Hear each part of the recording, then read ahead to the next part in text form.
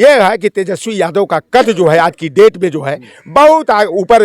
जा चुका है और वहाँ पर जो है कि भारतीय जनता पार्टी को धूल चटाने में और भाजपा के विजय रथ के पहिया को उखाड़ फेंकने में अभिमन्यु की तरह जो है कि तेजस्वी यादव जो है कि निश्चित राजभर जी भी बताते हैं कि धोखेबाज हैं अखिलेश यादव। अच्छा, ओम प्रकाश राजभर इस बेईमान से, लुच्चा लफंगा से, इस रंग बदलने वाले गिरगिट से, ये निषाद राजा और राम की मित्रता की बात करते हो तो राम पर हमारी उतरवाई बाकी है और निषाद राज के वंशजों को भारतीय जनता पार्टी जो राम के नाम का राजनीतिकरण करके व्यवसाय कर रही है, तो जो हमारी बहन का सम्मान नहीं किया, जो फूलन देवी के प्रतिमा नहीं लगने दिया, हमारे निषाद समाज के लोगों का खून खौलना चाहिए। उन आतताइयों को, उन दरिंदों को जो है 2024 के चुनाव में सबक सिखाना चाहिए। यही साथियों नमस्कार, मैं हूं रजनीश और आप देख रहे हैं जन आदर्श भारत। इस वक्त हम उत्तर प्रदेश के वाराणसी में हैं और वाराणसी इस वक्त मशहूर देश के प्रधानमंत्री नरेंद्र मोदी जी के संसदीय क्षेत्र होने के नाते है। और बनारस में आज हम जिस बात पर चर्चा करने जा रहे हैं, इंडिया गठबंधन के जो घटक दल थे वो तीतर बीतर हो रहे हैं, जिससे इंडिया गठबंधन बिल्कुल तीतर बीतर माना जा रहा है। वहीं उत्तर प्रदेश में अखिलेश यादव अपनी पीडीए को लेकर के दम भरे हुए हैं कि हम पूरी तरह से उत्तर प्रदेश में मजबूती बनाए हुए हैं। एक बात और बता दें, जन आदर्श भारत के मुख्य संपादक होने के नाते उत्तर प्रदेश के राजनीतिक घटनाक्रम पर हमारी बड़ी नज़र रहती है। और मैं एक बात साफ तौर पे बता दूं कि अखिलेश यादव जी का जो पीडीए है, पीडीए तो बना है लेकिन उस पर उनके काम करने वाले नेताओं की इतनी कमी है जिसको बताया जाए तो बहुत सारे लोगों को बुरा भी लग जाएगा। उन्हीं में से एक नेता की हम चर्चा करने जा रहे हैं, जो पूर्व में समाजवादी पार्टी के प्रदेश अध्यक्ष रहे हैं, चौधरी लौटन राम निषाद जी हैं, जो बिल्कुल समझिए कि अपने राजनीतिक जिंदगी में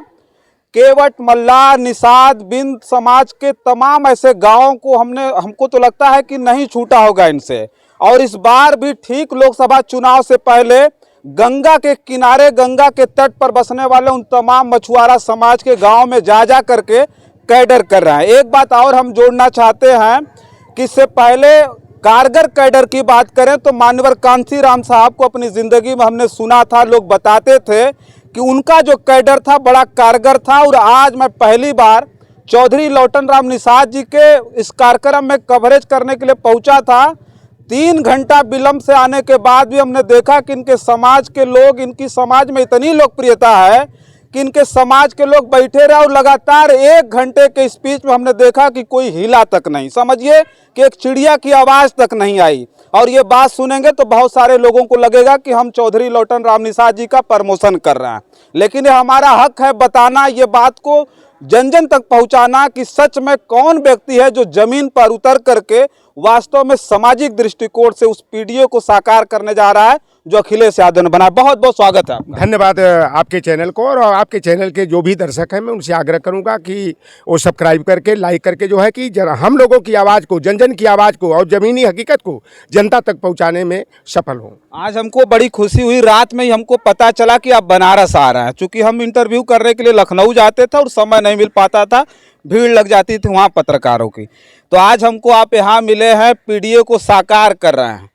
एक बात हम ये जानना चाहेंगे कि सबसे पहला सवाल यही कि इंडिया गठबंधन पूरी तरह से तीतर बीतर हो गया। नीतीश कुमार जी चले गए, ममता बनर्जी बोल रही कि नहीं हम अकेले लड़ेंगे, अरविंद केजरीवाल ने पंजाब और हरियाणा में अकेले लड़ने का पूरा मन बना लिया है, मायावती जी भी आपके साथ नहीं हैं। तो कैसी लड़ाई होगी 2024 में, किस तरह से पटकनी देंगे भारतीय जनता पार्टी की मजबूत सरकार को? देखिए, भारतीय जनता पार्टी आरएसएस के इशारे पर जो है कि हमारे बहुजन वर्ग के नेताओं को और प्रतिपक्ष की पार्टी के नेताओं को ईडी, सीबीआई और आईटी का जो है कि डर दिखा करके फर्जी मुकदमे कायम करके जो है कि अपने पाले में लाने का जो है और इंडिया गठबंधन को कमज़ोर करने का जो प्रयास कर रही हैं, इससे जो है कि इंडिया गठबंधन कमज़ोर नहीं होगा बल्कि और मजबूत होगा। और कल जो है कि वो बरसाती मेढक की तरह, जब सावन भादों के महीना में जब बरसात होता है तो टर करता हुआ एक पियर का मेढक निकल कर आता है। तो नीतीश कुमार जी की जो छवि सामाजिक न्याय के क्षेत्र में बनी थी और इंडिया गठबंधन की कवायद नीतीश कुमार जी ही आगे किए थे, लेकिन नीतीश कुमार जी को क्या मालूम कि ये बहुत बड़ा सपना देख रहे थे कि प्रधानमंत्री भाई, ये भाई पहले जो खेल खेल रहा है तब न परिणाम आएगा कि कौन हारेगा कौन जीतेगा। और प्रधानमंत्री का ख्वाब देख उनको शायद उबाल मार रहा था। और जिस तरह से उनकी जो है बिहार में नौकरियों का तांता लग गया, तमाम हमारे जो है कि ओबीसी SC ST वर्ग के लोग और तमाम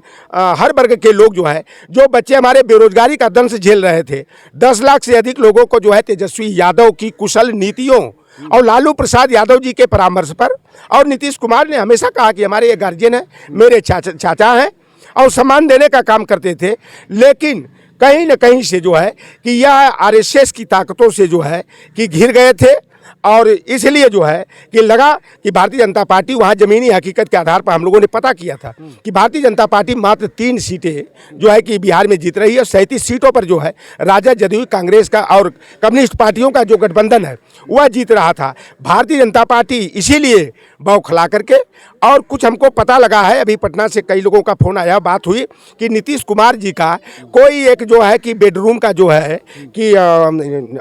वीडियो जो है कि भारतीय जनता पार्टी वालों ने बड़े सफाई से बना लिया है। उसी का डर दिखा करके और जो है कि इनको जो है गुमराह करने का काम किया है, डराने का काम किया है। और एक ये भी असलियत है। नीतीश कुमार के जाने के बाद लगता नहीं कि इंडिया गठबंधन को बहुत ज्यादा नुकसान हो रहा है? बिल्कुल नहीं। उनके तमाम घमैला समाज के लोग, पटेल समाज के लोग, अधरिया समाज के लोग, पथरिया समाज के लोग, हमारे जो कुर्मी भाई हैं, जो जिनके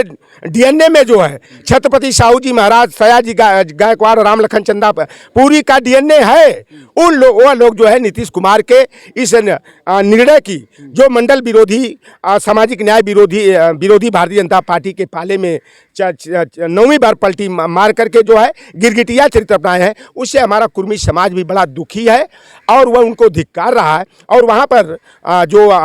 बातें छन करके आ रही हैं, यह है कि तेजस्वी यादव का कद जो है आज की डेट में जो है बहुत ऊपर जा चुका है। और वहाँ पर जो है कि भारतीय जनता पार्टी को धूल चटाने में और भाजपा के विजय रथ के पहिया को उखाड़ फेंकने में अभिमन्यु की तरह जो है कि तेजस्वी यादव जो है कि निश्चित रूप से सफल होंगे। और उत्तर प्रदेश में आते वही उत्तर प्रदेश में की सबसे बड़ी जो है बड़ा सूबा है जहाँ 80 सीटें हैं, और दिल्ली जाने का रास्ता जो है उत्तर प्रदेश से तय होता है। 7 सीटों पर जयंत जी,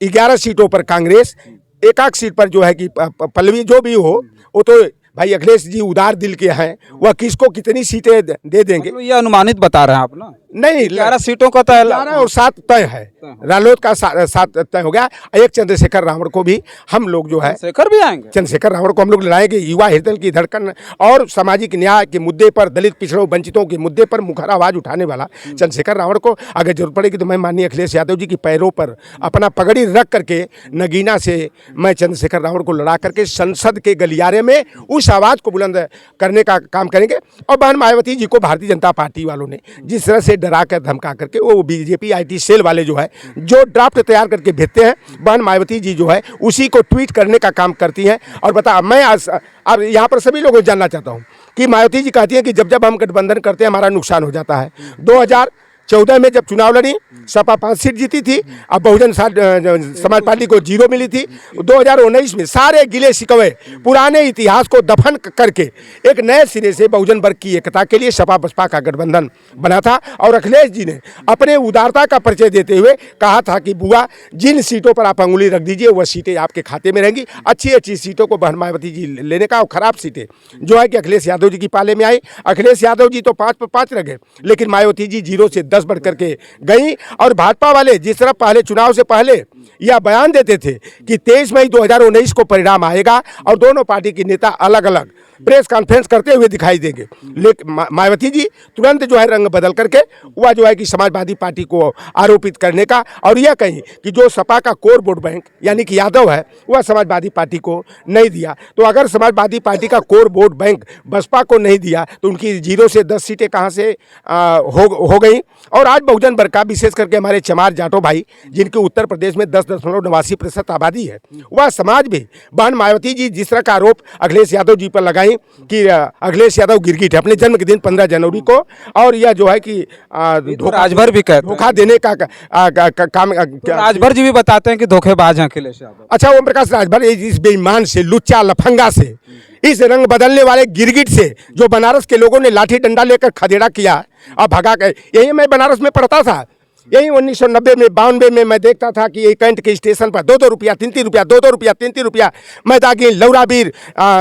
रथ यात्रा सिगरा चिल्लाते थे। अब बैंड पटिया में काम करते थे, तो बैंड जब फूट जाता है, चमड़े की खाल जब फूट जाती है तो स्वर उसका बदल जाता है। तो ओम प्रकाश राजभर, ये सुभाषपा जो पार्टी है वह राजभर समाज की पिछड़ों की पार्टी नहीं है, वह मंगरू एंड चंगू मंगू की प्राइवेट लिमिटेड सौदेबाज लूट कंपनी है। और उसी तरह से एक निषाद समाज को गुमराह करने के लिए एक मदारी आया गोरखपुर, या जो हमारी अंगुरी पकड़ करके जो है 25 जून 2011 को हमसे दीक्षा लिया, हमसे रास्ता लिया और हमारे रास्ते पर कब्जा करके जो है भस्मासुर निकला। तो संजय निषाद कोई निषाद समाज को हक दिलाने के लिए निकले, क्या मिला आप बता दो। हमारा 10 बरस का पट्टा मिलता था, आज भारतीय जनता पार्टी की सरकार में चला गया। जो निषाद राज की छुट्टी अखिलेश यादव ने दिया था वह छुट्टी को खत्म करने का काम किया। मुलायम सिंह यादव जी ने हमारे मल्लाह केवट बिन धीवर कहार गुड़िया तुराहा बाथम माझी रायकवार को कुमार प्रजापति भर राजभर को अनुसूचित जाति में शामिल करने के लिए 10 मार्च 2004 को जो है कि केंद्र को प्रस्ताव